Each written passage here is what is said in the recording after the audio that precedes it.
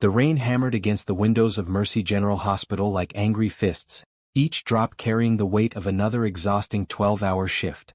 Imani Williams pulled her scrubs closer as she stepped into the elevator, her dark skin glistening with perspiration, her usually perfect curls now pulled back in a messy bun that spoke of another day spent saving lives while barely keeping her own together. The fluorescent lights buzzed overhead, casting harsh shadows across her tired face as she checked her phone. 3 missed calls from the landlord. Her stomach dropped like a stone. The elevator dinged softly as it reached the ground floor, but the sound felt like a death knell. Imani knew what those calls meant.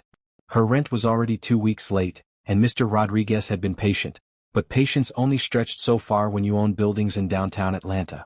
She stepped out into the lobby, her worn sneakers squeaking against the polished floor, past the gleaming donor walls filled with names of wealthy benefactors who could write checks that would solve all her problems without even noticing the money missing from their accounts. The automatic doors whooshed open, releasing her into the storm that had been brewing all day. The wind cut through her thin jacket like ice, and within seconds her scrubs were soaked through. She pulled out her phone to call a rideshare, but the screen showed what she already knew. Insufficient funds.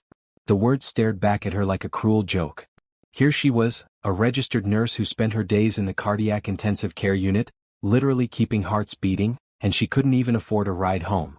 The bus stop was 6 blocks away, and with each step the storm seemed to grow more vicious. Rain pelted her face, mixing with the tears she refused to let fall. This wasn't how her life was supposed to turn out. She had worked so hard to get through nursing school, taking double shifts at a diner while studying until her eyes burned. She had dreams of making a difference, of having a family, of stability. Instead, she was walking home alone in a thunderstorm, about to lose the tiny apartment that represented everything she had managed to build. As she turned the corner onto her street, Imani's heart sank even further. The old brick building that housed her studio apartment looked more run down than usual in the harsh streetlight, its fire escape rusted and creaking in the wind. The gentrification happening all around her neighborhood had pushed her rent up while her salary stayed the same. She climbed the 3 flights of stairs, each step heavier than the last, knowing that tomorrow she would have to face Mr. Rodriguez and beg for more time she didn't have. Her keys jingled as she fumbled with the lock, her hands shaking from both cold and exhaustion. The hallway smelled like cooking grease and old carpet, a sharp contrast to the sterile cleanliness of the hospital. She was so focused on getting inside and dry that she almost missed the figure huddled against the wall next to her door. At first glance, he looked like any other person seeking shelter from the storm, but as Imani's eyes adjusted to the dim hallway light, she realized this was no ordinary situation. The man was wearing an expensive suit, now soaked and wrinkled, his dark hair plastered to his forehead. But what made her freeze in place wasn't his obvious wealth or the way he seemed completely out of place in her building. It was the tiny bundle he was clutching against his chest. Baby. A newborn by the size of it, wrapped in what looked like a hospital blanket that was now damp from the storm.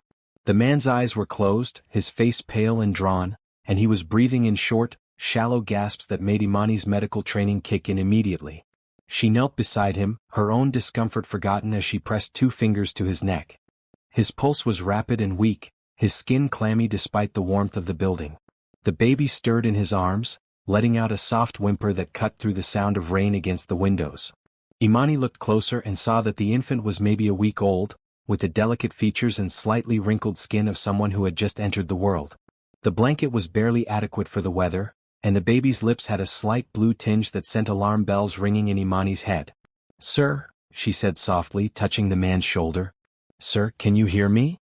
His eyes fluttered open, revealing the deepest green she had ever seen, but they were filled with a pain that went far beyond physical discomfort. When he tried to speak, his voice came out as barely a whisper, rough and broken. "Please," he managed, looking up at her with desperation that made her chest tight. "Help us."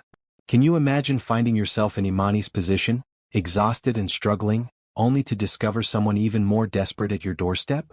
What would you do? Subscribe and let me know in the comments what you think Imani should do next. Imani stared down at the man and baby for a moment that felt like hours. Every instinct told her to call 911, to let the professionals handle this situation, but something about the way he looked at her, like she was his last hope in the world, made her hesitate. She thought about her empty bank account, her overdue rent, her own problems that felt overwhelming just minutes ago. But looking at this tiny baby, blue-tinged and shivering, she knew she couldn't walk away. "Can you stand?" she asked, already moving to unlock her door. We need to get you both inside and warm.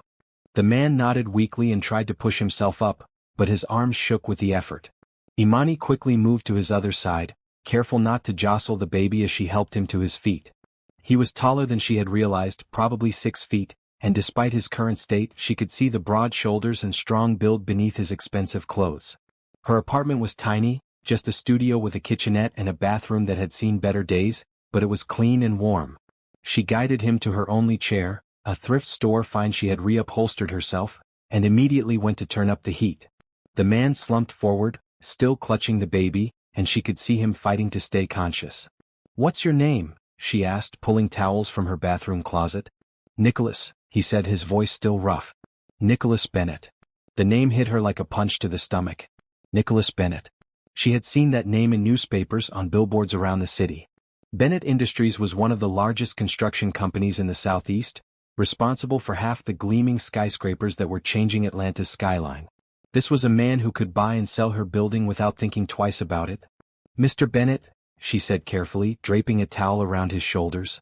"What are you doing here? How did you find my apartment?" He looked up at her with those green eyes, and she saw something that didn't match his reputation as a ruthless businessman. Vulnerability. Complete, raw vulnerability. "I didn't," he said simply. "I was just walking.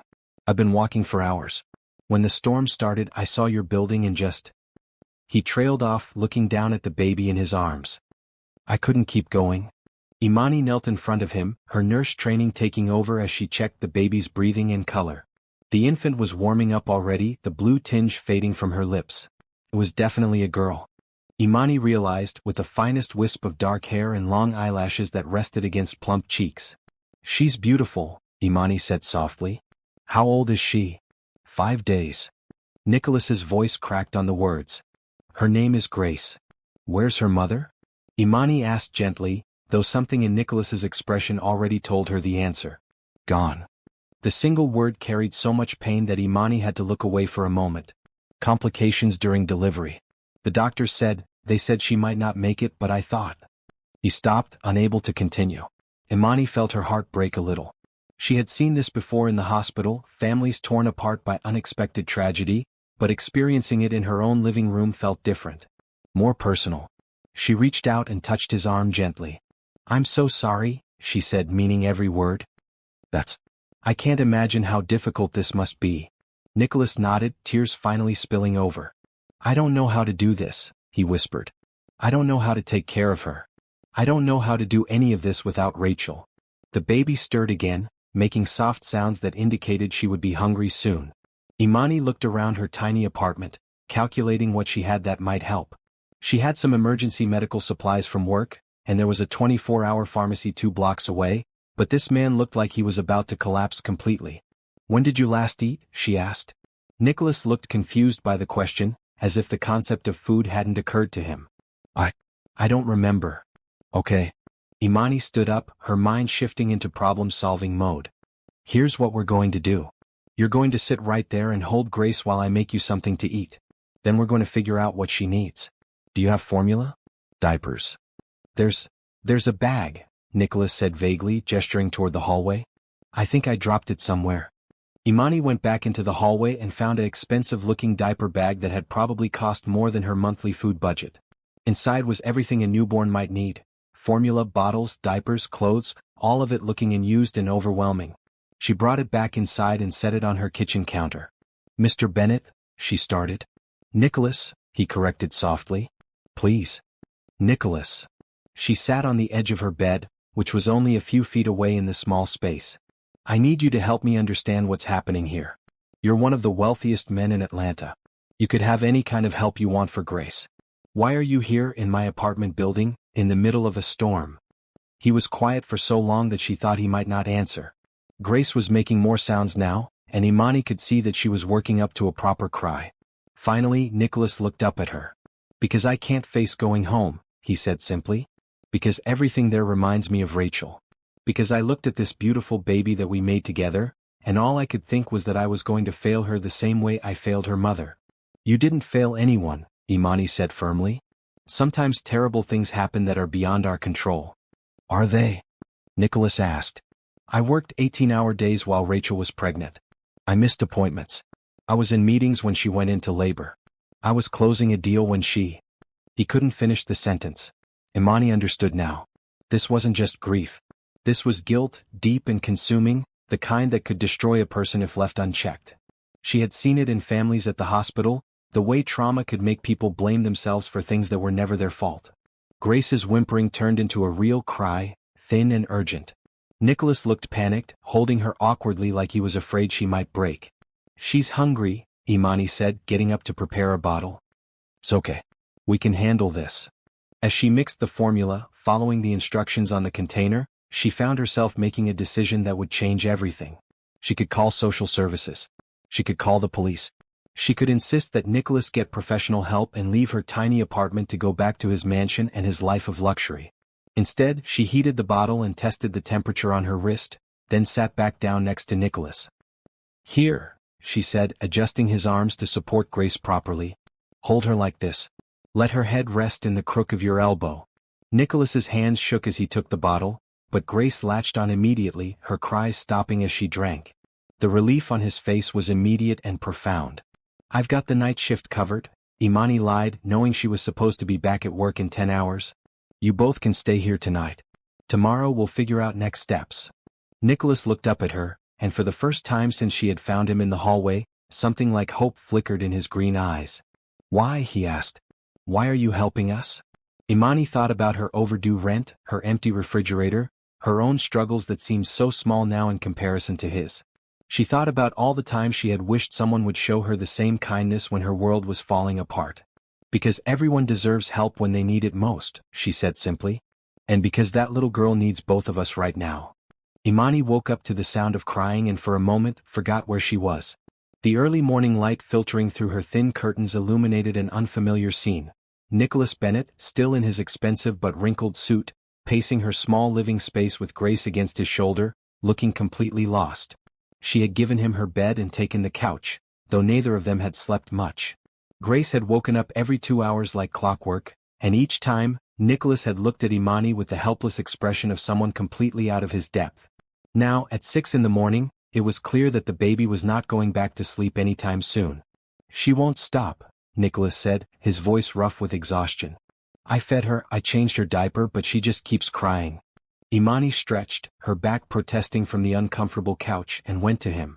Grace's face was red and scrunched up, her tiny fists waving in the air as she expressed her displeasure with the world. May I? Imani asked, holding out her arms. Nicholas transferred the baby carefully, and immediately, Grace's crying shifted to soft whimpering. Imani began swaying gently, humming a low tune she remembered her grandmother singing years ago. Sometimes they just need movement, she explained softly. And they can sense when we're tense. Babies pick up on everything. Nicholas sank into the chair, running his hands through his dark hair. In the morning light, Imani could see more clearly what grief had done to him. He was probably in his early 30s with the kind of strong jawline and confident bearing that suggested someone used to being in control. But his eyes were hollow, ringed with dark circles that spoke of more than just one sleepless night. I don't know how people do this, he said quietly. How do people keep tiny humans alive when they barely know what they're doing? The same way everyone learns anything, Imani said, still swaying with Grace, who was finally starting to settle. One day at a time. One feeding at a time. You don't have to be perfect. You just have to be present. She looked around her small apartment, taking stock of what they had and what they would need if Nicholas and Grace were going to stay longer than one night. Her refrigerator was nearly empty. She had called in sick to work using one of her precious few sick days, and she still had no idea how she was going to make rent. But looking at this man who had everything money could buy and none of what actually mattered, she couldn't bring herself to regret the decision. Nicholas, she said carefully, I need to ask you something practical. Do you have family? Friends? People who are probably worried about you right now. He was quiet for a moment, staring at his hands. My assistant, Patricia, she's probably called the police by now. I was supposed to be in meetings yesterday. I just left. And family? My parents died in a car accident when I was 22. Rachel's parents. They blame me for what happened. They're not wrong. Imani felt a pang of sympathy. She had lost her own parents young, her father to a heart attack when she was in high school and her mother to cancer 2 years later. She understood the particular loneliness of facing life's biggest challenges without the safety net of family. They are wrong, she said firmly. Grief makes people look for someone to blame, but that doesn't make it true.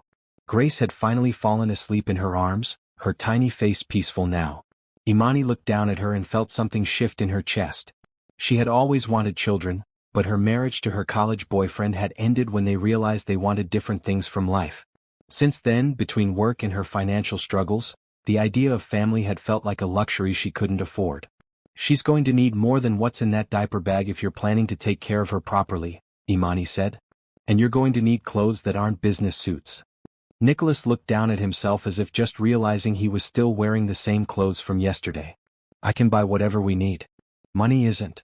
I know money isn't a problem for you, Imani interrupted gently. But shopping for baby supplies isn't the same as closing business deals. And right now, you look like you can barely stand up straight. As if to prove her point, Nicholas swayed slightly in the chair. Imani made a decision. Here's what we're going to do. I'm going to put Grace down for her nap, and you're going to shower and get some real sleep. I'll go to the store and get what we need for today. Then tonight we'll make a plan. I can't ask you to do that, Nicholas protested. You've already done so much. You're not asking. I'm offering. Imani moved carefully to place Grace in the makeshift bed she had created using a drawer from her dresser and some soft blankets. Besides, I know what babies need. You don't. Not yet. Nicholas watched her tuck the blankets around Grace with practiced efficiency. You're good at this. Do you have children? The question hit harder than Imani expected. No, she said simply. But I work with families every day at the hospital. You pick things up. She didn't mention the years of trying with her ex-husband, the monthly disappointments, the fertility treatments they couldn't afford that had contributed to the end of their marriage. Some pain was too private to share with a stranger, even one who was trusting her with his most precious thing. The shower is through there, she said, pointing to her tiny bathroom. Towels are in the cabinet. I'll be back in an hour. Nicholas stood up slowly, and for a moment they were standing very close in the small space. Imani caught a hint of expensive cologne mixed with baby powder and something else, the distinct scent of grief that seemed to cling to people in crisis. Imani, he said softly, and hearing her name in his voice made something flutter in her chest that she didn't want to examine too closely. Why are you doing this? Really? She thought about the question as she looked at him. Here was a man who probably had people lining up to help him, to get close to his wealth and influence. But those same people would have conditions, expectations, agendas. Maybe what he needed was someone who wanted nothing from him except the chance to do something good. Because yesterday I was walking home in the rain thinking about how alone I was in the world, she said honestly. And then I found you and Grace and I realized maybe none of us have to be alone. Nicholas's eyes widened slightly, and she saw something pass across his face, surprise, maybe, or recognition. Before either of them could say anything else, Grace made a soft sound in her sleep, and they both looked down at her. Get some rest, Imani said softly. She'll be hungry again in about 2 hours. As Nicholas headed toward the bathroom, Imani grabbed her purse and keys, mentally calculating how much she could afford to spend on baby supplies. It wasn't much, but it would have to be enough. She had made a commitment, and Imani Williams always kept her word. The morning air was clean after the storm, and as she walked toward the pharmacy, she found herself thinking about how much her life had changed in the space of 12 hours. Yesterday she had been a single woman struggling to make ends meet, focused on her own survival. Today she was responsible for helping a billionaire learn how to be a father. She thought about Nicholas's question about why she was helping them, and realized she hadn't told him the complete truth. Yes, she understood loneliness, and yes, she believed in helping people. But there was something else, something about the way he looked at Grace with such fierce love mixed with terror that reminded her of every patient's family member she had comforted over the years. Everyone deserved the chance to learn how to love the people who mattered most to them. Even billionaires who had lost their way. What would you do if you found yourself caring for people you barely knew? Would you open your heart and home like Imani? Share your thoughts in the comments and subscribe to see how this unlikely family begins to heal together. When Imani returned from the pharmacy with bags of baby supplies and groceries, she found her apartment transformed into something that looked almost domestic. Nicholas had showered and was now wearing the only casual clothes he had apparently owned, a pair of dark jeans and a white t-shirt that somehow made him look younger and less intimidating. He was sitting cross-legged on her living room floor, Grace lying on a blanket in front of him, and he was talking to her in a soft voice that made Imani pause in the doorway. Your mom would have known exactly what to do with you, he was saying, gently moving Grace's tiny arms in a bicycle motion. She read every book about babies. She had lists and charts and a whole plan for everything. I thought we had all the time in the world to figure it out together. Grace made a soft cooing sound, and Nicholas smiled, the first real smile Imani had seen from him. The transformation was remarkable. He went from looking like a broken man to someone who might just remember how to hope again. How long has she been awake? Imani asked, setting down her bags. Nicholas looked up, and she noticed his color was much better after some rest. About 20 minutes. She seems to like lying on the floor. Is that normal? Very normal. Babies need tummy time to develop their muscles. Imani knelt beside them, automatically reaching out to stroke Grace's soft hair. And it looks like she likes hearing your voice. Really? Nicholas looked down at Grace with wonder, as if he couldn't quite believe he was capable of providing comfort to anyone. Really? Babies recognize their parents' voices from the womb. She knows you, Nicholas. She just needs time to adjust to the world outside. Imani began unpacking the supplies she had bought. More formula, diapers, a few basic clothes in newborn and 0-3 month sizes, some receiving blankets and bottles. She had also splurged on a small bouncy seat that would give them somewhere safe to put Grace when they both needed their hands free. How much do I owe you for all this? Nicholas asked, reaching for his wallet. We'll figure that out later, Imani said, waving him off. She had spent nearly $80, which represented a significant chunk of her remaining money, but she couldn't bring herself to take cash from him while he was sitting on her floor in borrowed vulnerability. Right now, let's focus on getting Grace fed and happy. As if summoned by the mention of food, Grace began making the small sounds that indicated hunger was approaching. Imani showed Nicholas how to prepare the bottle properly, testing the temperature and checking the flow of the nipple. The trick is to let her set the pace, Imani explained as Nicholas settled into the chair with Grace. If she pulls away, give her a break. If she pushes the bottle away with her tongue, she's probably done. Nicholas followed her instructions carefully, his full attention focused on the tiny person in his arms. Grace drank eagerly, her small hand resting against the bottle, and Imani found herself watching both of them with a strange warmth in her chest. You're getting the hang of this, she said softly. It doesn't feel like it, Nicholas replied, but there was less panic in his voice than there had been the night before. I keep waiting for someone to tell me I'm doing it wrong. The only one who can tell you that is Grace herself, and she seems pretty content right now. When Grace finished eating, Nicholas looked up at Imani expectantly. What now? Now she probably needs to be burped, and then she might want to play for a little while before her next nap. Play? Nicholas looked skeptical. She's 5 days old. Babies are born ready to learn, Imani said, settling beside them on the floor. Talk to her. Make faces. Let her look at different things. She's taking in everything right now. For the next hour, Imani watched Nicholas discover fatherhood in her tiny living room. He talked to Grace about the construction projects his company was working on, describing the new hospital they were building in ridiculous detail until Grace fell asleep to the sound of his voice explaining structural engineering concepts. I think you just put her to sleep with talk about foundation supports, Imani said, trying not to laugh. Is that bad? Nicholas looked concerned. It's perfect. Whatever works. As Grace slept in her makeshift bed, Imani made lunch from the grocery she had bought, nothing fancy, just sandwiches and soup, but Nicholas ate like he hadn't seen food in days. He probably hadn't, she realized. Grief had a way of making people forget basic human needs. Imani, he said as they ate, I need to ask you something and I want you to be honest with me. She nodded, waiting. How long can I stay here? I know this isn't a permanent solution, but I can't. I'm not ready to go back to my life yet. My house, my work, all of it feels impossible right now. Imani thought about her overdue rent, about the calls from Mr. Rodriguez that she was still avoiding, about the fact that she had already used a sick day she couldn't afford to lose. Then she looked at Grace, sleeping peacefully in her drawer bed, and at Nicholas, who was finally starting to look like he might survive this. My lease says no overnight guests for more than a week, she said carefully, but Mr. Rodriguez is pretty understanding. The real question is what's best for Grace. She needs stability, routine, a safe place to grow. She has that here, Nicholas said immediately. With you. You're better at this than I am. Nicholas. Imani set down her soup spoon and looked at him directly. I'm not Grace's parent. You are. I can help you learn, but she needs you to step up and be her father. Something passed across his face, fear, maybe, or uncertainty. What if I can't? Then you learn.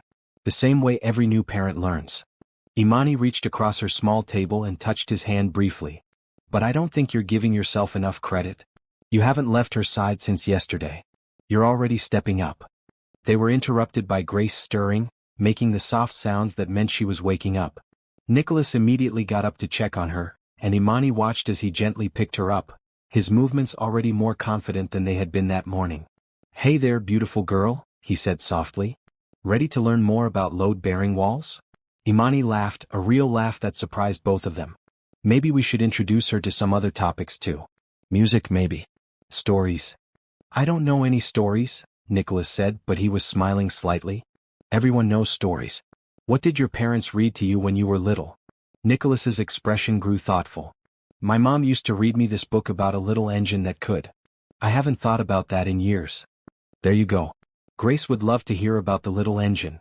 As if she agreed, Grace made a happy gurgling sound that made both adults smile.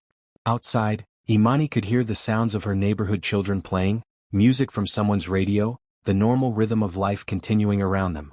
But inside her small apartment, it felt like they had created their own small world where time moved differently and the only things that mattered were feeding schedules and diaper changes and the miracle of a tiny person learning to exist in the world. "I should call Patricia," Nicholas said eventually. "My assistant. Let her know I'm alive." "That's probably a good idea. People care about you, Nicholas. They're probably worried." He nodded, pulling out his phone, which had been turned off since yesterday. When he powered it on, it immediately began buzzing with missed calls and text messages. 37 missed calls, he said, looking overwhelmed. "Start with Patricia," Imani suggested. "Tell her you're safe but you need some time. You don't have to explain everything right now." Nicholas stepped into the bathroom for privacy while he made the call, and Imani found herself alone with Grace for the first time since they had arrived. She picked up the baby, marveling at how light she was, how perfect her tiny features were. "Your daddy is learning," she whispered to Grace. "He's going to be good at this, I think. He just needs to believe in himself." Grace's dark eyes seemed to focus on Imani's face, and for a moment, it felt like the baby was really seeing her, really present. It was the kind of moment that made people fall in love with babies, that made all the sleepless nights and constant worry worth it. When Nicholas came back, he looked both relieved and anxious. "Patricia is going to handle my meetings for the rest of the week," he said. "She didn't ask questions, which I appreciate. But Imani, I can't stay here indefinitely. It's not fair to you." "We'll figure it out," Imani said, though she wasn't sure how. "One day at a time, remember?" Nicholas nodded, then looked around her small apartment as if seeing it clearly for the first time. "This place is wonderful," he said quietly. "It feels like a home." Imani followed his gaze, trying to see her space through his eyes. The second-hand furniture she had painted and reupholstered, the plants she kept on the windowsill, the photographs of her parents and friends that covered one wall like a collage of love and memory. It wasn't much, but it was hers. "It's small," she said. "Small can be perfect," Nicholas replied, and something in his tone made her look at him more carefully. He was watching Grace in her arms with an expression she couldn't quite read, but it looked something like peace. Maybe, Imani thought, they really could figure this out one day at a time.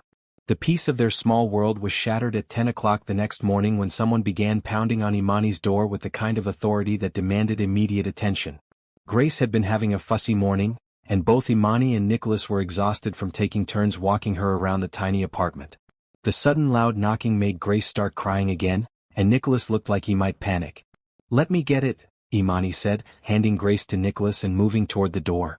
She looked through the peephole and saw a woman in her 50s wearing an expensive business suit and carrying a briefcase, her gray hair pulled back in a severe bun that suggested someone who did not appreciate being kept waiting. "Nicholas Bennett, I know you're in there," the woman called through the door. "Patricia Rodriguez from Bennett Industries. We need to talk immediately." Nicholas went pale. "That's my assistant. I told her I needed time." "Apparently she decided you've had enough," Imani said, opening the door just enough to speak to the woman. "Ms. Rodriguez, I presume?" Patricia looked Imani up and down with sharp blue eyes that missed nothing, taking in her nurse scrubs, her modest apartment behind her, and probably calculating exactly how much money Imani didn't have within seconds. "And you are?" Patricia asked crisply. "Imani Williams. I'm helping Mr. Bennett with his daughter." "I see." Patricia's tone suggested she saw quite a lot and didn't approve of most of it. "I need to speak with Nicholas immediately. There's a corporate crisis that requires his attention." From behind Imani, Nicholas appeared with Grace still crying in his arms, looking like he hadn't slept in days, which wasn't far from the truth. "Patricia," he said wearily. I told you I needed time. Time you don't have, Patricia replied briskly, pushing past Imani into the small apartment. Her eyes swept the space, taking in the makeshift baby bed, the formula supplies on the counter, and the general chaos of new parenthood. The Henderson project is falling apart. They're threatening to pull out, which would cost us $12 million. The board is asking questions about your absence, and there are rumors circulating that you've had some kind of breakdown. Nicholas closed his eyes briefly, still bouncing Grace gently. Let them pull out. Let the board ask questions. Nicholas. Patricia's voice took on the tone of someone speaking to a particularly stubborn child. You have responsibilities. People are depending on you. This company doesn't run itself. Right now, my only responsibility is this baby, Nicholas said, his voice firmer than Imani had heard it since she found him in her hallway. Everything else can wait. Patricia looked like she wanted to argue, but then she really looked at Nicholas for the first time. Imani watched the older woman's expression change as she took in his appearance, the exhaustion in his eyes, the way he held Grace like she was the only thing keeping him anchored to the world. Nicholas, Patricia said more gently, what happened to you? You disappeared from the office 3 days ago without a word. When I finally tracked down where you might be, I never expected to find you, here. Imani felt the slight emphasis on the last word and bristled. There was nothing wrong with her apartment, nothing wrong with her neighborhood, nothing wrong with her life that warranted that tone. He's exactly where he needs to be, Imani said firmly. He's learning to take care of his daughter. Patricia turned those sharp blue eyes on her again. And you are qualified to teach him how exactly? Are you a nanny? A child care professional? I'm a registered nurse, Imani replied, keeping her voice level despite the condescension. I work in cardiac intensive care at Mercy General. I think I can handle basic infant care. I'm sure you're very capable, Patricia said in a tone that suggested the opposite, but Nicholas doesn't need a nurse. He needs to come home, hire proper help, and get back to running his company. What I need, Nicholas said, his voice cutting through the tension, is for everyone to stop talking about me like I'm not in the room. Patricia, I appreciate your concern, but I'm not coming back yet. The Henderson meeting is tomorrow morning, Patricia pressed. If you're not there, they walk. $12 million, Nicholas. And 300 jobs. Imani saw Nicholas flinch at the mention of the jobs. She was beginning to understand that beneath his grief and confusion, he was still a man who took his responsibilities seriously. The weight of other people's livelihoods was something he couldn't easily dismiss. Grace's crying had escalated to the full-throated wails that newborns could produce when they were truly unhappy. Nicholas looked overwhelmed, trying to comfort her while dealing with Patricia's demands. Here, Imani said, reaching for Grace. Let me. She took the baby and immediately began the swaying motion that had worked before, humming softly. Grace's cries began to subside, and within minutes she was calm again, her tiny hand gripping Imani's finger. Patricia watched this exchange with calculating eyes. Nicholas, she said slowly, perhaps we could reach a compromise. Nicholas looked wary. What kind of compromise? The Henderson meeting is crucial, but it's also just one meeting. What if Ms. Williams accompanied you? She could care for Grace while you handled the business. Imani started to protest. She had to work, she had her own responsibilities, but Nicholas was already shaking his head. I'm not dragging Grace into a corporate boardroom. She needs stability, quiet, a safe environment. My office has a private suite adjacent to the main conference room, Patricia said. It's completely soundproof, comfortable, equipped with everything an infant might need. Ms. Williams could stay there with Grace while you conduct the meeting. I don't know, Nicholas said, looking at Imani. What do you think? Imani found herself caught between competing impulses.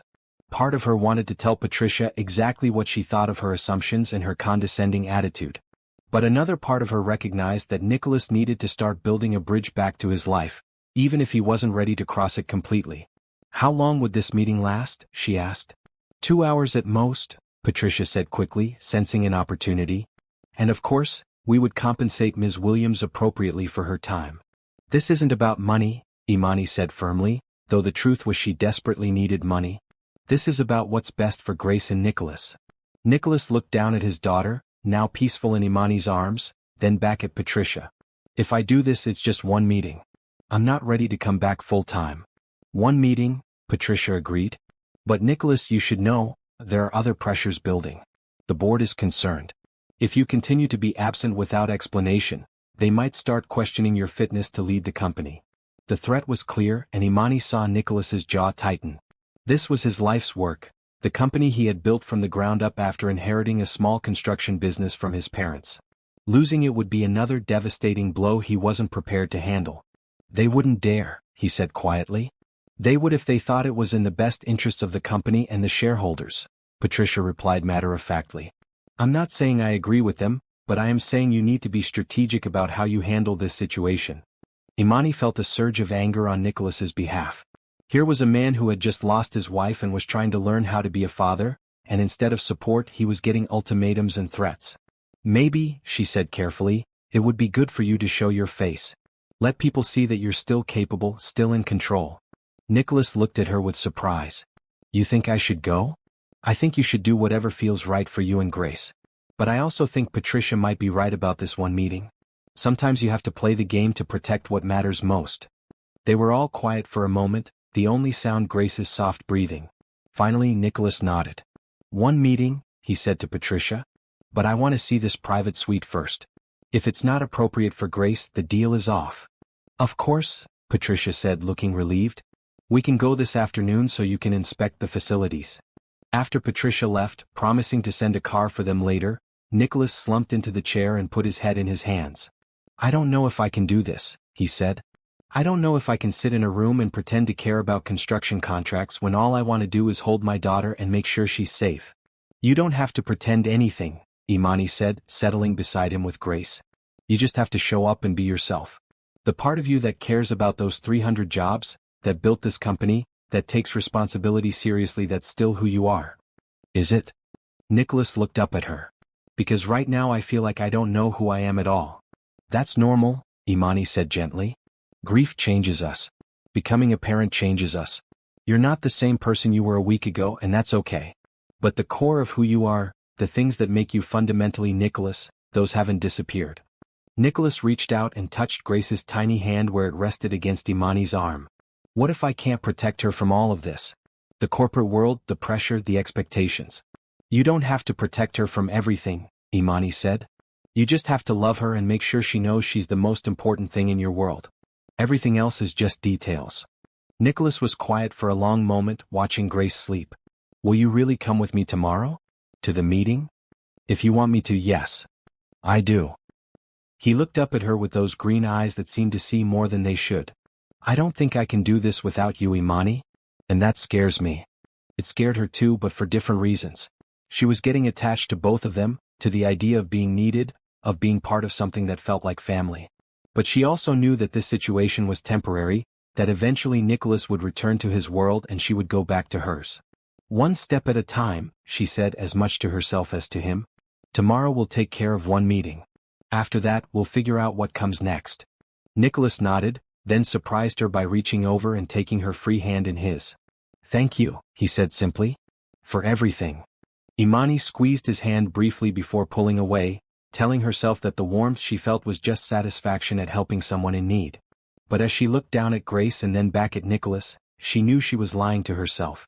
She was falling for both of them, and that was a complication none of them could afford. The Bennett Industries headquarters occupied 15 floors of a gleaming downtown Atlanta tower, all glass and steel that caught the late afternoon sun like a beacon of corporate success. As their car pulled up to the executive entrance, Imani felt decidedly out of place in her best dress, a simple navy blue number she usually saved for church while carrying Grace in the infant car seat they had borrowed from the hospital's family lounge. Nicholas, back in his element wearing an expensive charcoal suit, looked like a different person from the broken man she had found in her hallway. But Imani could see the tension in his shoulders, the way his hand kept moving to check on Grace even though she was right there beside him. You don't have to do this, she said quietly as they rode the elevator to the executive floor. Yes, I do, Nicholas replied, but his voice was steady. You were right yesterday. Sometimes you have to play the game to protect what matters most. The elevator opened into a reception area that screamed expensive taste: marble floors, original artwork on the walls, and furniture that probably cost more than Imani's annual salary. Patricia was waiting for them, looking perfectly composed in her business armor. Nicholas, good. The Henderson team arrived early. They're in conference room A. She glanced at Grace, who was sleeping peacefully in her carrier. The private suite is this way. Patricia led them down a hallway lined with floor-to-ceiling windows that offered a spectacular view of the Atlanta skyline.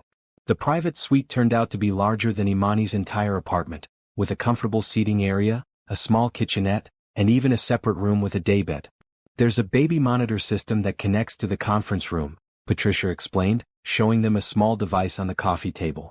"You'll be able to hear if Nicholas needs anything, and he'll know immediately if Grace requires his attention." Imani had to admit it was impressive. The room was quiet, comfortable, and well-equipped. Grace would be safe here, and Imani could care for her without worrying about disrupting the important business meeting. "How do I look?" Nicholas asked, adjusting his tie with hands that shook slightly. "Like the CEO of a major corporation," Imani said honestly. Grace would be proud of her daddy. Something in his expression softened at her words. "I'll try to make this quick. Take as long as you need. We'll be right here." After Nicholas left with Patricia, Imani settled into the comfortable chair and looked around the suite. This was Nicholas's world, expensive, powerful, intimidating. She thought about her own life, her tiny apartment, her struggles to make ends meet, and wondered what she was doing here. Grace stirred in her carrier, making soft sounds that indicated she would be hungry soon. Imani prepared a bottle using the supplies they had brought, marveling at the contrast between mixing formula in this executive suite versus her cramped kitchen at home. Through the baby monitor, she could hear voices as the meeting began. Nicholas's voice was clear and confident as he greeted the Henderson team, apologizing for his recent absence due to a family emergency without going into details. Imani found herself listening intently, curious about this side of him she hadn't seen. "The Henderson project represents more than just another construction contract," Nicholas was saying. "It's an opportunity to revitalize that entire neighborhood, to create jobs and housing that will serve the community for generations." There was passion in his voice when he talked about his work, the same kind of dedication Imani felt when she talked about nursing. She began to understand that this wasn't just about money for him. He genuinely cared about the impact his company had on people's lives. Grace finished her bottle and seemed content to lie in her carrier, looking around the unfamiliar space with the alert curiosity of a healthy newborn. Imani found herself talking to the baby, describing what they could see through the windows, making silly faces that earned her some adorable baby expressions in return. "Your daddy is in there being very important," she told Grace softly. "He's making sure people have jobs and homes. That's pretty special, isn't it?" The meeting continued for over an hour, and Imani could hear the tension in the room as negotiations grew more complex. There were mentions of budget overruns, timeline concerns, and regulatory hurdles that made her grateful she worked in healthcare instead of business. Then something changed. Nicholas's voice became more personal, more vulnerable than she had heard it in a professional setting. "I want to be honest with you," he was saying. "The past week has been the most difficult of my life. I lost my wife recently, and I'm learning how to be a father to a newborn daughter. It's changed my perspective on a lot of things, including what this company means to me and what kind of legacy I want to build." There was silence on the monitor, and Imani held her breath, wondering if this personal revelation would help or hurt his position. "The Henderson project isn't just about profit margins," Nicholas continued. "It's about creating something that will still matter when my daughter is grown up, something she can be proud of. I want to build communities, not just buildings. And I believe that vision aligns with what Henderson Construction has always stood for." One of the Henderson representatives spoke up, his voice warmer than it had been earlier. "Nicholas, we had no idea about your personal situation. Our condolences on your loss." "Thank you. And I want you to know that my commitment to this project hasn't wavered. If anything, it's stronger now.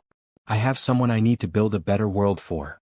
Grace made a soft cooing sound as if she approved of her father's words, and Imani felt her heart squeeze with an emotion she didn't want to name. The meeting continued for another 30 minutes, but the tone had shifted completely. By the time it ended, not only had the Henderson team agreed to continue with the project, they had also expressed interest in expanding their partnership with Bennett Industries. When Nicholas returned to the suite, his face was flushed with success and something that looked like relief. "How did it go?" Imani asked, though she had heard most of it through the monitor. "Better than I hoped. They're staying with the project and—" He paused, looking down at Grace with wonder. "I think I remembered who I am in there. Not just as a businessman but as someone who wants to make a difference." "You were amazing," Imani said, meaning every word. "The way you talked about building communities, about doing this for Grace. That was real leadership." Nicholas sat down beside her, reaching out to stroke Grace's cheek gently. I couldn't have done it without knowing you were both here. Having you close by, knowing Grace was safe and happy, it made everything else possible. There was something in his tone that made Imani look at him more carefully. His eyes were softer than she had seen them, focused entirely on her face in a way that made her heart race. "Nicholas," she started, but he interrupted her gently. "I know this situation is complicated," he said quietly. "I know you have your own life, your own responsibilities. But I need you to know that these past few days, they've meant everything to me. You've saved us both." Imani felt tears prick her eyes. "You would have figured it out on your own. Maybe. But it would have taken much longer and it wouldn't have felt like this." He gestured around the suite, but somehow she knew he meant something bigger than just the room. It wouldn't have felt like hope. Before either of them could say anything else, Patricia appeared in the doorway looking pleased with herself. "The Henderson meeting was a complete success," she announced. "They're not only staying with the project, they want to discuss 3 additional contracts. Nicholas, the board will be thrilled." "Good," Nicholas said, but his attention was still on Grace and Imani. "Patricia, I need to ask you something. How flexible is the company about remote work arrangements?" Patricia looked confused. "For executives? We've never really—" "I'm not ready to come back full-time yet," Nicholas said firmly. "I need more time with Grace, but I also can't completely abandon my responsibilities. Could we set up a system where I handle the most important meetings and decisions, but work from a more flexible location?" Imani's heart jumped. Was he talking about staying at her apartment longer? "I suppose we could arrange something temporary," Patricia said carefully. "But Nicholas, long-term, you need to consider more permanent childcare arrangements. A nanny, perhaps, someone who could care for Grace while you work normal hours." "We'll cross that bridge when we come to it," Nicholas said, standing up with Grace's carrier. "Right now, I just want to go home." As they left the gleaming corporate tower, Imani realized that when Nicholas said home, he was talking about her small apartment. The thought should have overwhelmed her, but instead, it filled her with a warmth that had nothing to do with the late afternoon sun. They were becoming something she didn't have a name for yet, not quite a family, but more than just strangers helping each other through a crisis. And despite all the logical reasons why this couldn't last, Imani found herself hoping it wouldn't end anytime soon. In the car on the way back to her neighborhood, Grace fell asleep to the gentle motion, and Nicholas surprised Imani by taking her hand. "Thank you," he said simply. "For today, for everything." Imani squeezed his hand, allowing herself to enjoy the moment of connection. Tomorrow would bring new challenges, new decisions to make about how long this arrangement could continue. But tonight they were going home together and that was enough. 3 days later, Imani woke up on her couch to find Nicholas already awake, sitting in the chair with Grace against his shoulder, both of them silhouetted against the early morning light filtering through her thin curtains.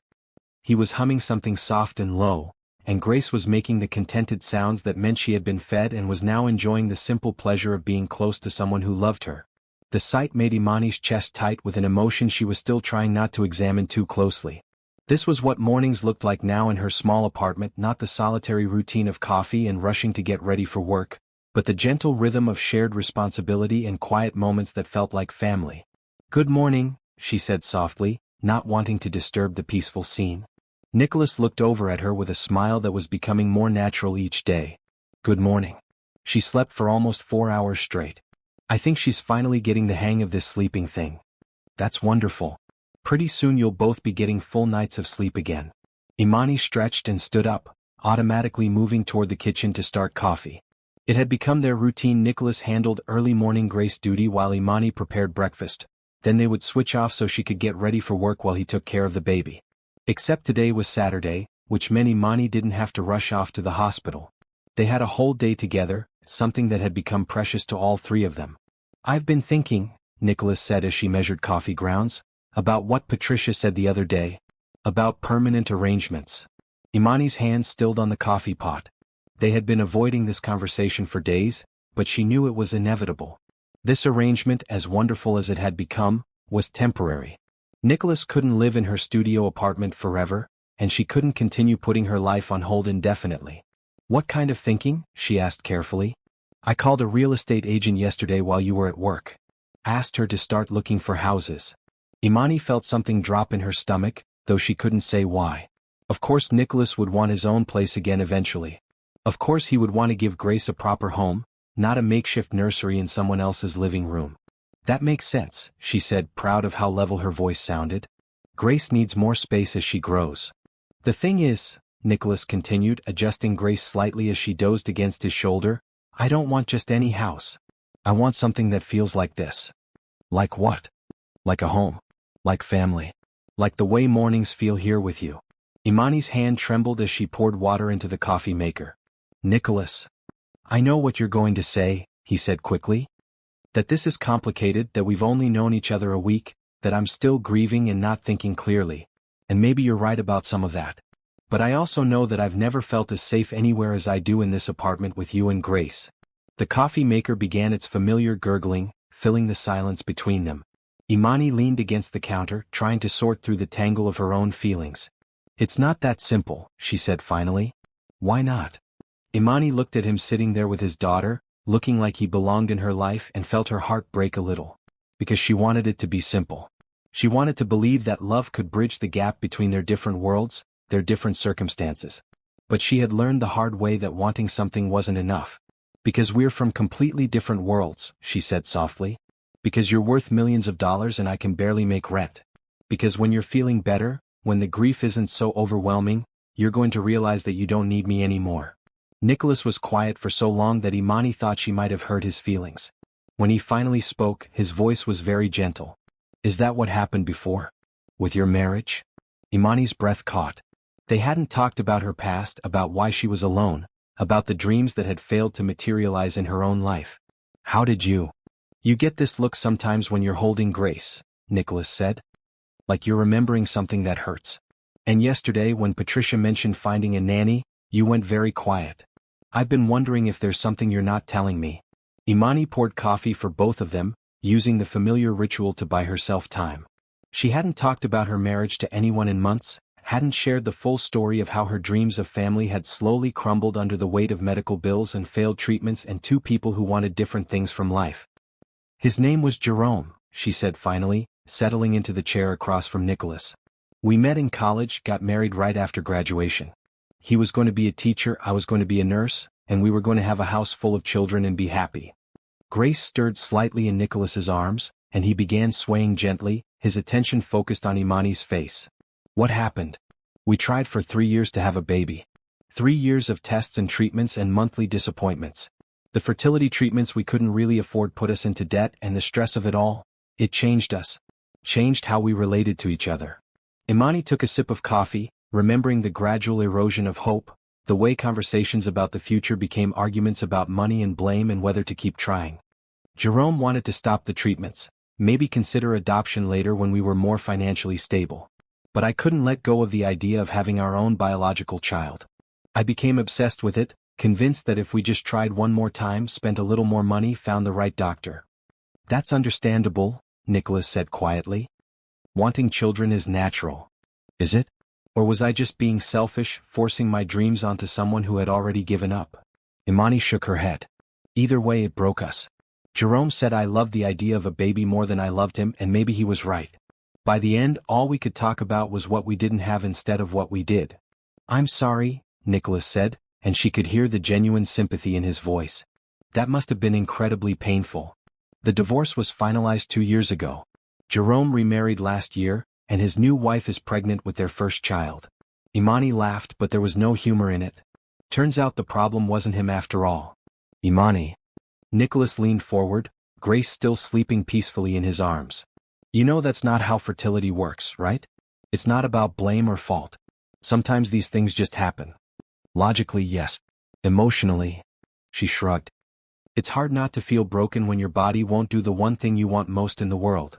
They sat in silence for a moment, Grace's soft breathing the only sound in the small apartment. Finally, Nicholas spoke again. Is that why you've been so good with Grace? Because you've always wanted children? Maybe, Imani admitted. Or maybe it's because taking care of her feels like the closest I'm ever going to get to being a mother. What if it didn't have to be? Imani looked up at him sharply. Nicholas, what are you saying? I'm saying that Grace already thinks of you as family. I'm saying that I can't imagine raising her without you. I'm saying that maybe we've both been given a second chance at the things we thought we lost. Imani's heart was racing, but she forced herself to think logically. You're still grieving Rachel. You're overwhelmed and scared and looking for stability wherever you can find it. What happens when that changes? What happens when you meet someone else, someone from your world who can give you everything I can't? Like what? Like a woman who can have your children. Like someone who fits into your life without needing charity or rescue or whatever this is. Nicholas was quiet for a long moment, and Imani wondered if she had pushed too hard, said too much truth too quickly. Imani, he said finally, look at me. She met his eyes reluctantly. I'm not trying to rescue you and I'm not offering you charity. I'm telling you that in the space of 1 week, you've become one of the most important people in my life. You've shown me what it means to put family first, what it looks like to love someone unconditionally. Grace lights up when she sees you. I light up when I see you. But what if? What if 100 different things? Nicholas interrupted gently. What if I get hit by a bus tomorrow? What if you decide you don't want this? What if Grace grows up and hates us both? We can't live our lives based on what might go wrong. Grace chose that moment to wake up, making soft sounds and opening her dark eyes to look around the apartment that had become her first home. When she saw Imani, she made a happy gurgling sound that went straight to Imani's heart. See, Nicholas said softly. She knows who her family is. Imani reached out to take Grace, and the baby settled against her immediately, comfortable and trusting. Looking down at this perfect little person, then up at Nicholas, Imani felt something shift inside her chest. Maybe he was right. Maybe they couldn't base their decisions on fear of what might happen. Maybe sometimes you had to take a leap of faith and trust that love would be enough to catch you. So what are you proposing exactly? She asked. Nicholas smiled, the first completely unguarded smile she had seen from him since the day she found him in her hallway. I'm proposing that we stop thinking of this as temporary, he said. I'm proposing that we find a house together, raise Grace together, build something real together. I'm proposing that we stop being afraid of what this could become and start being excited about it instead. Imani looked down at Grace, then around her small apartment that had somehow become home to all three of them, then back at Nicholas. He was offering her everything she had ever wanted: family, love, security, a future. It terrified her and thrilled her in equal measure. One condition, she said finally. Anything. I keep my job. I keep my independence. I don't want to be someone who exists only in relation to you and Grace. I need to be myself too. Of course, Nicholas said immediately. I wouldn't want you to be anyone else. Grace made another happy sound as if she approved of their negotiation, and despite all her fears and uncertainties, Imani found herself smiling. Okay, she said softly. Let's see what happens. Nicholas's smile could have powered the entire building. Yeah. Let's be a family. The house Nicholas's real estate agent showed them the following Tuesday was everything Imani had never dared to dream of. Set on 2 acres in an established neighborhood of Buckhead, it featured 5 bedrooms, 4 bathrooms, a gourmet kitchen that could have been featured in a magazine, and enough space for Grace to grow up surrounded by beauty and comfort. It also cost more than Imani would make in 10 years. The previous owners completely renovated in 2018. The agent, a perfectly polished woman named Rebecca, explained as they toured the spacious master suite. All new fixtures, hardwood floors throughout, and the nursery adjacent to the master bedroom was designed with families in mind. Nicholas was holding Grace, pointing out features to her as if a week-old baby could appreciate crown molding and walk-in closets. But Imani could see the excitement in his eyes as he envisioned their life here: Grace taking her first steps across these gleaming floors, family dinners in the formal dining room, quiet evenings in the library that had built-in bookshelves from floor to ceiling. What do you think? He asked Imani as they stood in the nursery, afternoon sunlight streaming through windows that overlooked a garden that looked like something from a fairy tale. It's beautiful, Imani said honestly. And it was also completely overwhelming. I can see Grace here, Nicholas said softly, walking to the windows with the baby. I can see us here. Rebecca, sensing a potential sale, launched into details about the neighborhood schools, the proximity to parks and cultural attractions, the property values that had been steadily increasing for the past decade. With every word, Imani felt herself shrinking a little more. This wasn't just a house. This was a statement about the kind of life Nicholas wanted to build, the kind of family he envisioned. And while it included her in theory, she couldn't shake the feeling that she would always be a guest in a world that belonged to him and Grace.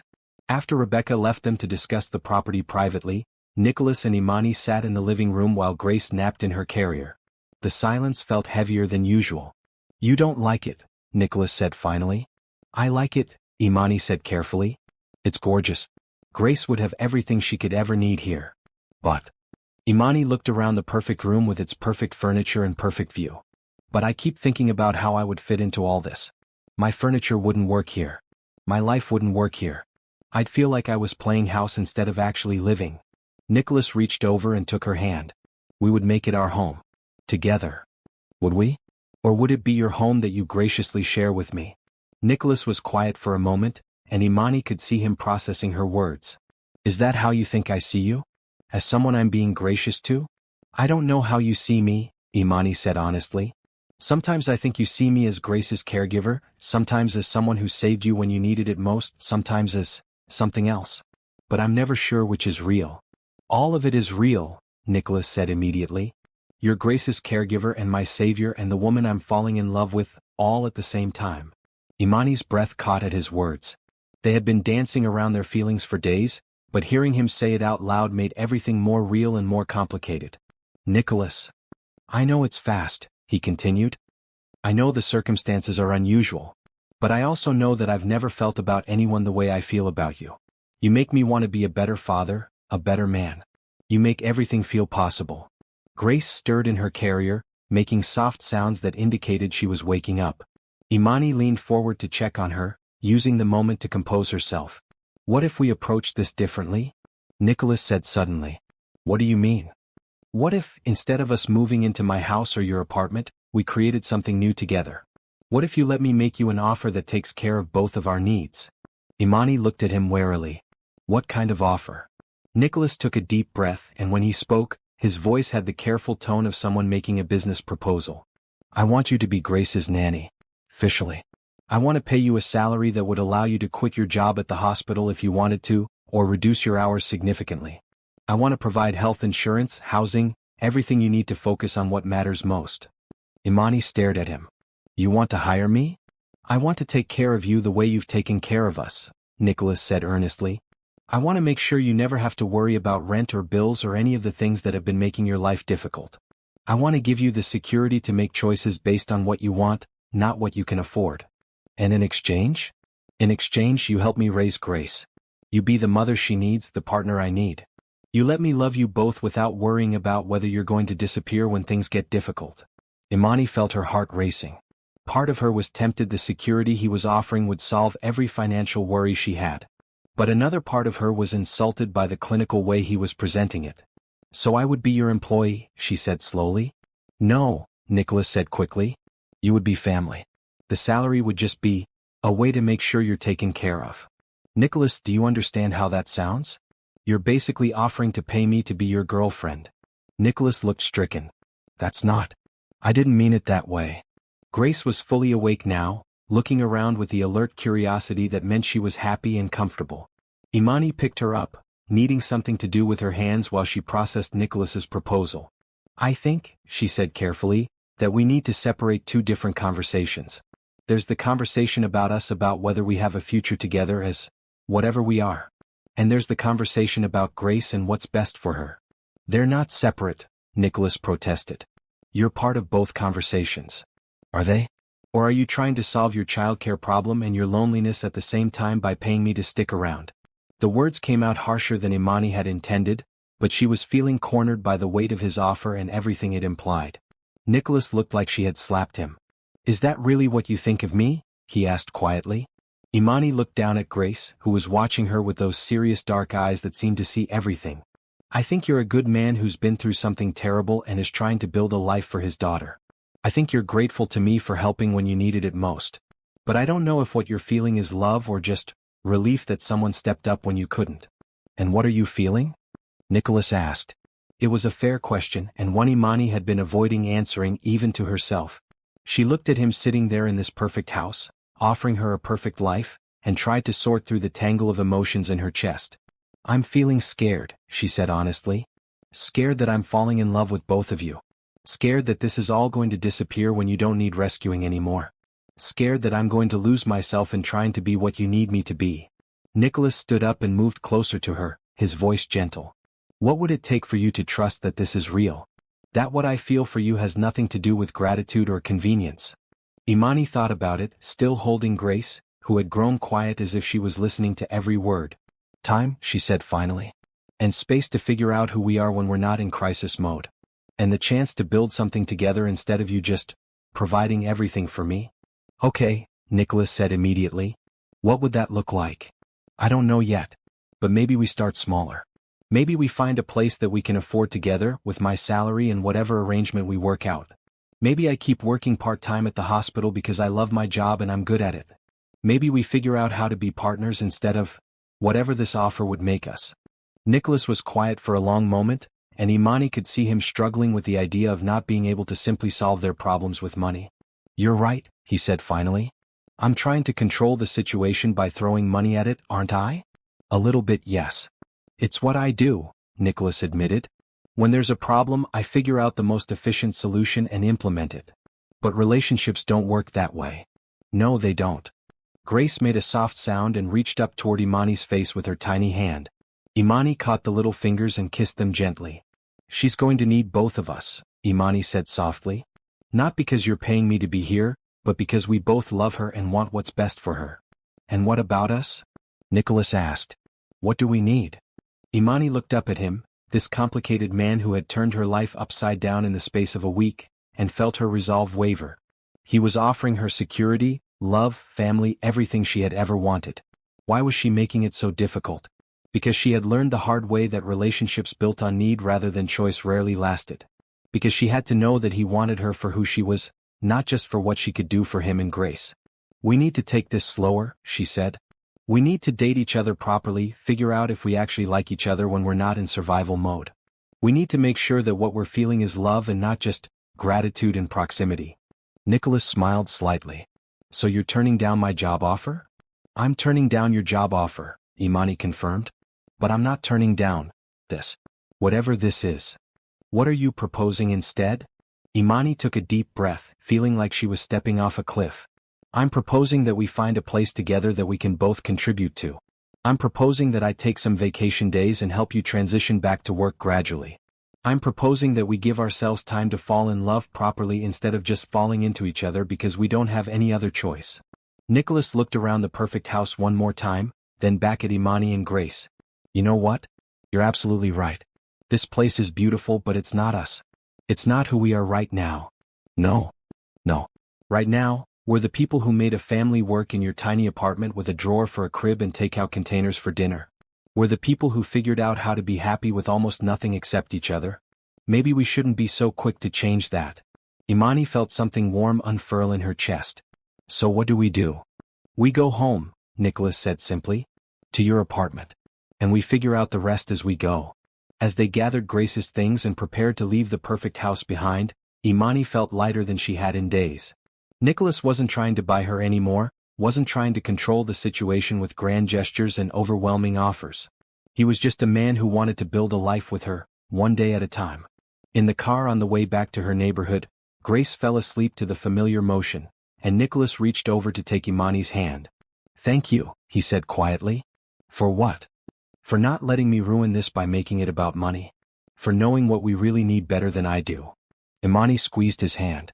We'll figure it out together. Yeah, Nicholas said, and his smile was soft and real and completely without the desperation that had marked their first week together. We will. What do you think about Imani's decision to turn down Nicholas's offer? Was she right to insist on building something together instead of accepting his financial support? Comment below and subscribe to see how they create their new life as a family. 2 weeks later, Imani found herself standing in the living room of a modest 3-bedroom house in Virginia Highland, watching Nicholas attempt to assemble a crib while Grace supervised from her bouncy seat. The house was a compromise in every sense, not as small as Imani's apartment, not as grand as the Buckhead mansion, but something that felt like it could belong to both of them. I think you're putting that piece on backwards, Imani said, trying not to laugh as Nicholas studied the instruction manual with the same intensity he probably brought to multimillion-dollar construction contracts. These instructions were clearly written by someone who has never actually assembled furniture. Nicholas muttered, but he was smiling. Grace, what do you think? Does this look right to you? Grace responded with a happy gurgle that made both adults grin. At 3 weeks old, she was becoming more alert and interactive every day, and her personality was starting to emerge. She seemed to enjoy being the center of attention and had already figured out that different cries got different responses from her devoted caregivers. The house had been Imani's find, a 1920s bungalow that needed some work but had good bones and a price tag that made it possible for them to share the mortgage payment. Nicholas had wanted to buy it outright, but Imani had insisted on being an equal partner in every aspect of their new life together. "I still can't believe we're doing this," Imani said, looking around at the boxes that contained their combined possessions. Her modest furniture mixed with a few select pieces Nicholas had chosen from his penthouse created an eclectic but somehow cohesive whole. "Having second thoughts?" Nicholas asked, looking up from the crib assembly with concern. "No," Imani said immediately and realized she meant it completely. "I'm having first thoughts. Real thoughts about the future instead of just trying to get through each day." Nicholas abandoned the crib and came to stand beside her, Grace still in her bouncy seat between them. "It feels different, doesn't it? Planning something instead of just surviving it?" "Very different." Imani leaned against his shoulder, enjoying the simple comfort of his presence. "Better." They had spent the past 2 weeks taking things slowly, dating in the most unconventional way possible. Nicholas had returned to work 3 days a week, handling only the most essential meetings while Imani cared for Grace. On the days he worked, Imani would bring Grace to his office for lunch, giving him a break in the middle of his day and ensuring he didn't lose touch with his daughter's daily rhythms. In the evenings, they cooked dinner together in Imani's tiny kitchen, took turns walking Grace around the neighborhood, and talked about everything from their childhoods to their dreams for the future. They were learning each other outside of crisis mode, discovering that they actually enjoyed each other's company when they weren't just trying to survive. The physical attraction that had been simmering beneath the surface since that first night was still there, but they had agreed to take that aspect slowly too. They were sharing a bed now. Imani's apartment was too small for any other arrangement, but by mutual agreement, they were focusing on building emotional intimacy before adding physical complexity to their relationship. "Patricia called this morning," Nicholas said, settling into the rocking chair they had bought for Grace's new nursery. "The board meeting is next week, and they're expecting a full report on my situation. How do you feel about that?" Nicholas considered the question seriously. "Nervous, but not panicked the way I would have been a month ago. I think I'm ready to have that conversation with them." "What will you tell them?" "The truth. That I've had a personal crisis that required me to step back and reassess my priorities. That I'm ready to return to full-time work, but with some new boundaries about what that looks like." Imani nodded. They had talked about this extensively. Nicholas's need to remain committed to his company while also being present for Grace. It would require some creative solutions, but both of them were committed to making it work. "And you?" Nicholas asked. "How do you feel about going back to the hospital part-time?" Imani had negotiated a reduction to 3 12-hour shifts per week, which would give her more time with Grace while keeping her connected to the work she loved. The hospital had been surprisingly accommodating, especially when she explained that she was now caring for an infant. "Excited," she said honestly.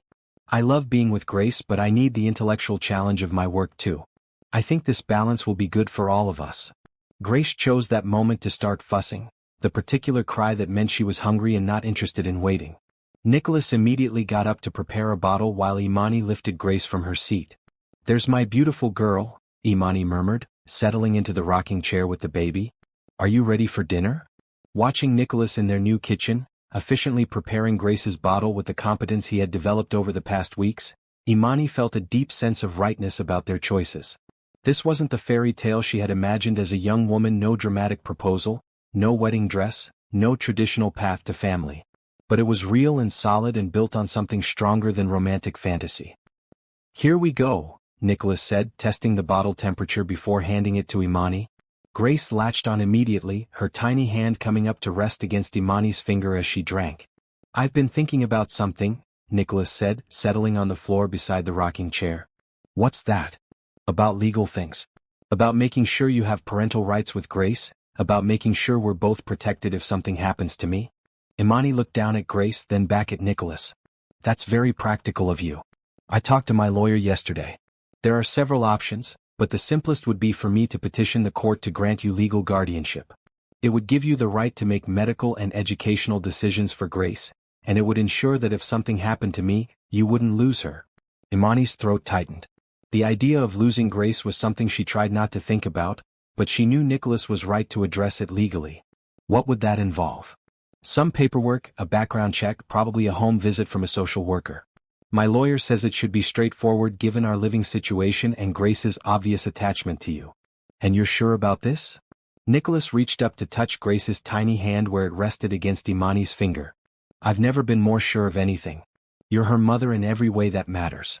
The legal system should recognize that. Tears pricked Imani's eyes. Nicholas. I know we haven't talked about marriage, he continued softly. I know we're taking things slow and figuring out what we want our relationship to look like. But regardless of what happens between us romantically, I want you to know that Grace will always be your daughter too. Imani had to blink back tears. What if we don't work out?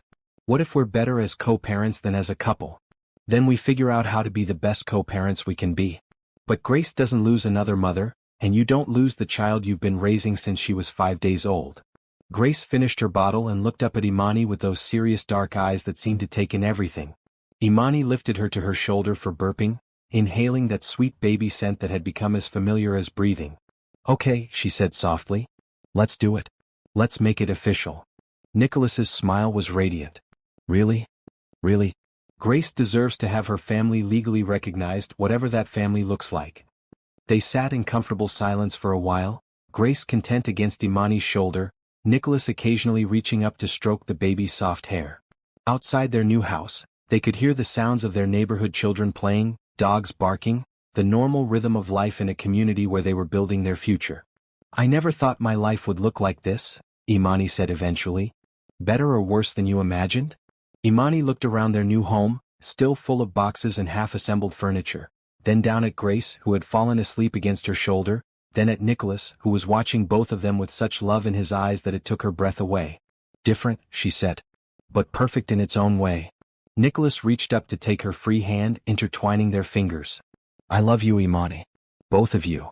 I love you too, she said, and realized it was the first time she had said the words out loud. I love this life we're building together.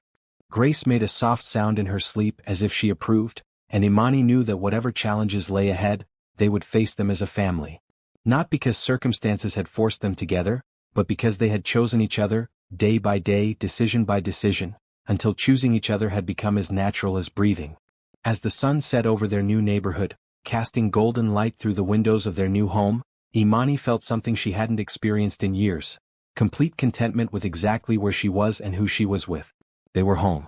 6 months later, Imani woke up to the sound of Grace babbling happily in her crib, the kind of morning chatter that meant she had slept well and was ready to start the day. The nursery they had finally finished assembling was across the hall from their bedroom, close enough to hear every sound but far enough to give everyone space to sleep. Your turn, Nicholas mumbled into his pillow, but he was already sitting up, running his hands through his dark hair that was now thoroughly mussed from sleep. I've got her, Imani said, stretching as she got out of bed. You have that early meeting with the Henderson team. The past 6 months had settled into a rhythm that worked for all three of them. Nicholas had returned to full-time work but with new boundaries that kept evenings and weekends sacred for family time. Imani had found her groove working 3 days a week at the hospital, spending the other days with Grace while Nicholas was in the office. The legal guardianship had gone through without complications, and Imani's name was now officially on all of Grace's documents as her legal parent. In the nursery, Grace was standing in her crib, holding onto the rail and bouncing on her chubby legs. At 8 months old, she was all personality, curious, determined, and completely convinced that she was the center of the universe. When she saw Imani, her face lit up with a grin that showed 2 tiny teeth. Good morning, beautiful girl, Imani said, lifting Grace out of the crib. Did you sleep well? Grace responded with a string of babbling that sounded almost like conversation, her small hands patting Imani's face with the enthusiastic affection of a baby who knew she was loved completely. In the kitchen, Nicholas was already making coffee and scrambling eggs, Grace's morning bottle warming in a bowl of hot water. He had become an expert at managing multiple tasks while keeping one eye on wherever Grace happened to be, a skill that had developed through necessity and practice. Patricia called yesterday while you were at work, he said, settling Grace in her high chair and handing her some small pieces of banana to keep her busy. The Atlanta Children's Hospital project got final approval. They want to start construction next month. That's wonderful, Imani said and meant it. The Children's Hospital had been Nicholas's passion project for the past several months, a way to channel his company's success into something that would benefit families like theirs. You must be proud. I keep thinking about all the families who will walk through those doors, Nicholas said, giving Grace her bottle while she played with her banana. Parents who are scared and overwhelmed, kids who need the best possible care. It feels like we're building something that really matters.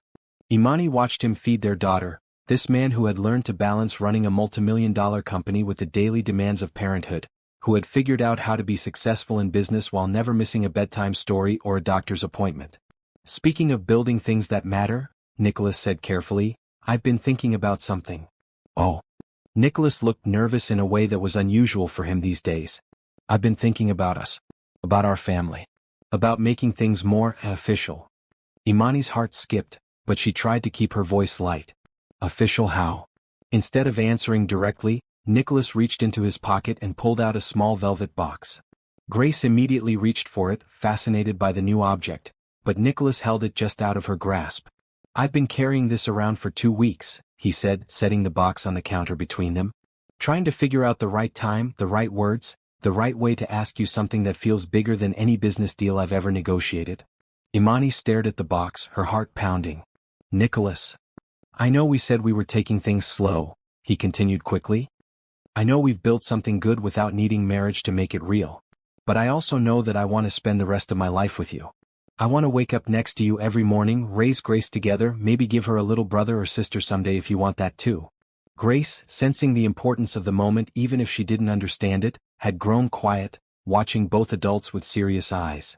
I want to be your husband, Nicholas said simply. Not because we need a piece of paper to prove we're a family, but because I want the whole world to know that you're mine and I'm yours and Grace is ours. Imani felt tears welling up in her eyes. Are you asking me to marry you?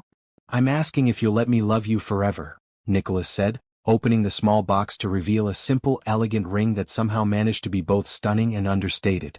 Marriage, commitment ceremony, Vegas chapel, courthouse, I don't care how we do it. I just want to do it. Imani looked at the ring, then at Grace, who was now clapping her hands as if she approved of this development, then at Nicholas, who was watching her with hope and love and just a touch of the vulnerability she had first seen that night in her hallway. What about having more children? She asked softly. You know there's no guarantee that I can get pregnant. Then we'll figure out other options if that's what we want, Nicholas said immediately. Adoption, fertility treatments, being perfectly content with just Grace, whatever feels right for us. The only non-negotiable is that we do it together. And if your company needs you to travel? If there are late nights and early meetings and all the demands of running a business, then I'll handle them the same way I have been, with the understanding that my family comes first always. Imani, you've taught me that success isn't just about profit margins and stock prices. It's about building a life that has meaning, raising children who know they're loved, being the kind of man who shows up for the people who matter most. Grace reached for the ring box again, and this time Nicholas let her have it, laughing as she immediately tried to put it in her mouth. I think that's a yes from Grace, he said. Imani wiped away tears that she hadn't realized were falling. What about from me? That depends, Nicholas said softly. What does your heart tell you? Imani looked around their kitchen, where Grace's artwork was stuck to the refrigerator with alphabet magnets, where Nicholas's business papers shared counter space with baby food jars and toy blocks. This wasn't the life she had planned when she was young and thought she knew what happiness looked like. It was better. My heart tells me that I've been married to you in every way that matters for months now, she said. My heart tells me that Grace is the luckiest little girl in the world to have a daddy who loves her enough to build a children's hospital. My heart tells me that what we have is real and strong and worth celebrating. Nicholas's smile was radiant. Is that a yes? That's a yes, Imani said, laughing as she reached for the ring box, which Grace reluctantly surrendered. That's a yes to all of it. Nicholas slipped the ring onto her finger, and it fit perfectly, like everything else about their unconventional love story. Grace clapped her hands and made happy sounds, as if she understood that something wonderful had just happened. When? Nicholas asked, kissing Imani softly. Soon, Imani said. But small. Just us and Grace and maybe a few friends. I don't need a big wedding. I just need you. You have me, Nicholas said. Both of you have me forever. As they stood in their kitchen, Grace babbling happily between them, Imani thought about the night 6 months ago when she had found a broken man and his newborn daughter on her doorstep. She had no way of knowing then that helping them would lead to this, a family built on love and trust and the daily choice to show up for each other. Grace threw a piece of banana, which landed in Nicholas's hair, and all three of them dissolved into laughter. It was a perfectly ordinary moment in what had become their perfectly extraordinary life. I love you, Imani said, the words coming as easily as breathing now. I love you too, Nicholas replied. Both of you. Forever. Outside, Atlanta was waking up to another day, but inside their modest house in Virginia Highland, the Bennett family was complete. Not because a billionaire had collapsed at a nurse's door, but because three people had chosen each other again and again, until choosing each other had become the foundation of everything they built together. Grace reached up with banana-covered hands wanting to be lifted, and both her parents reached for her at the same time. She was caught between them, safe and loved and completely unaware that she was the miracle that had brought them all together. As Imani looked at her ring catching the morning light, she knew that sometimes the best fairy tales were the ones that started with broken people finding their way to each other. Sometimes happily ever after wasn't about being rescued by a prince, but about two people deciding to rescue each other, one day at a time, until they built something beautiful together. They had found their forever family and it was perfect,